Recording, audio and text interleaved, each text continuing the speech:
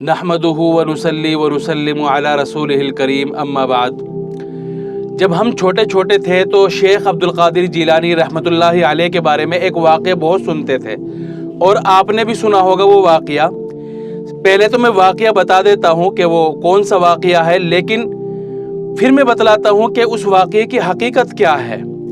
لوگوں نے کیسے کیسے واقعات گھڑ رکھے ہیں، مقرروں نے خاص طور سے لوگوں کو جذبات بنانے کے لیے اور اپنی تقریر میں جان ڈالنے کے لیے، لوگوں کو جذباتی بنانے کے لیے، لوگوں کو رلانے کے لیے، تاکہ لوگوں کو ہماری تقریر میں زیادہ سے زیادہ مزہ آئے۔ اس طرح کے واقعات۔ واقعہ کون سا ہے کہ ایک دفعہ ایک بڑھیا تھی، اس کا ایک نوجوان لڑکا مر گیا، انتقال ہو گیا۔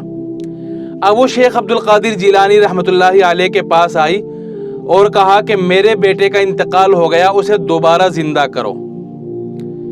شیخ نے کہا کہ وہ اس کی تقدیر میں اتنی ہی زندگی تھی، اب وہ دوبارہ زندہ نہیں ہو سکتا۔ لیکن وہ رونے لگی، بڑھیا اصرار کرنے لگی، ضد کرنے لگی، نہیں میرے بیٹے کو دوبارہ زندہ کرو، مجھے میرا بیٹا چاہیے۔ تو شیخ عبد القادر جیلانی نے اللہ تعالیٰ سے بات کی کہ اس بڑھیا کے بیٹے کو دوبارہ زندہ کر دو۔ تو اللہ تعالیٰ نے جواب میں کہا کہ نہیں، وہ زندہ نہیں ہو سکتا، اس کی تقدیر میں اتنی ہی زندگی تھی۔ تو شیخ نے اللہ تعالیٰ سے کہا، نعوذ باللہ، کیسی کیسی باتیں۔ شیخ نے اللہ تعالیٰ سے کہا کہ اس کی تقدیر میں اتنی زندگی لکھی تھی، تبھی تو آپ کو کہنا پڑ رہا ہے۔ اگر اس کی تقدیر میں اور زندگی ہوتی تو آپ کو کہنے کی ضرورت ہی کیا تھی؟ نعوذ باللہ، اللہ تعالیٰ سے ایسی گفتگو، یہ تو انتہائی بے ادبی اور گستاخی ہے۔ اس کے بعد اللہ تعالیٰ نے کہا کہ اس کی تقدیر میں اتنی ہی زندگی تھی، وہ دوبارہ زندہ نہیں ہو سکتا۔ تو شیخ عبد القادر جیلانی نے ملک الموت کو تلاش کیا، ڈھونڈا کہ کہاں ہیں۔ بہرحال ملک الموت مل گئے، موت کا فرشتہ، اور دیکھا ان کے پاس ایک تھیلا ہے جس میں روحیں ہیں۔ تو شیخ عبد القادر نے ملک الموت کو کہا کہ اس لڑکے کی روح واپس کرو، آپ اسے نہیں لے جا سکتے۔ فرشتے نے منع کر دیا کہ نہیں، میں اس کی روح کو واپس نہیں کر سکتا۔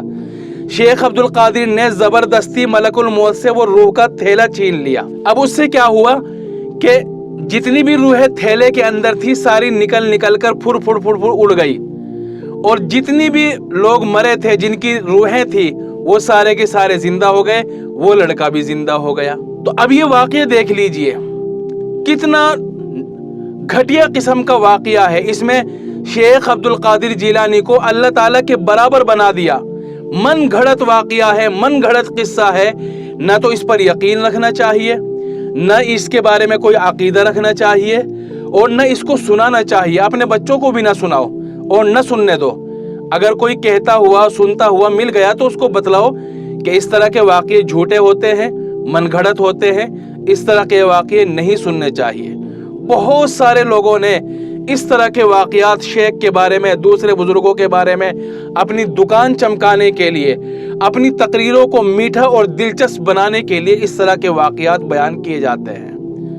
اللہ تعالی ہم سب کو صحیح سمجھ عطا فرمائے۔